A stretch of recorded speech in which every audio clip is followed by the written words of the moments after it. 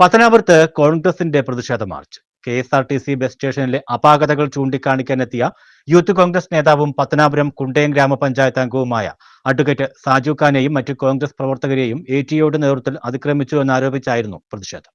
KSRTC bus സ്റ്റേഷനിലെ അപാകതകൾ ചൂണ്ടിക്കാണിക്കാനെത്തിയ youth Congress നേതാവും പത്തനാപുരം കുണ്ടയം ഗ്രാമപഞ്ചായത്ത് അംഗവുമായ അഡ്വക്കേറ്റ് സാജു ഖാനെയും മറ്റു കോൺഗ്രസ് പ്രവർത്തകരെയും KSRTC ATOയുടെ നേതൃത്വത്തിൽ ആക്രമിച്ചു എന്നാരോപിച്ചായിരുന്നു കോൺഗ്രസ് യൂത്ത് കോൺഗ്രസ് പ്രവർത്തകരുടെ നേതൃത്വത്തിൽ KSRTC ബസ് സ്റ്റേഷനിലേക്ക് പ്രതിഷേധ മാർച്ച് സംഘടിപ്പിച്ചത്. നെടുമ്പറമ്പിൽ നിന്നും ആരംഭിച്ച പ്രതിഷേധ മാർച്ച് KSRTC കവാടത്തിൽ ബാരിക്കേഡ് വെച്ച് പോലീസ് തടഞ്ഞത് പ്രകോപിതരായ പ്രവർത്തകരും പോലീസും തമ്മിൽ ഉന്തും തള്ളുമുണ്ടാകാൻ കാരണമായി. ബാരിക്കേഡ് മറികടക്കാൻ ശ്രമിച്ച സാജു ഖാൻ അടക്കമുള്ള നേതാക്കളെയും പ്രവർത്തകരെയും പോലീസ് അറസ്റ്റ് ചെയ്തു നീക്കി.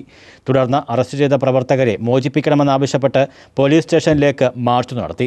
പ്രതിഷേധ മാർച്ച് KPCC നിർവാഹക സമിതി അംഗം CR നജീബ് ഉദ്ഘാടനം ചെയ്തു.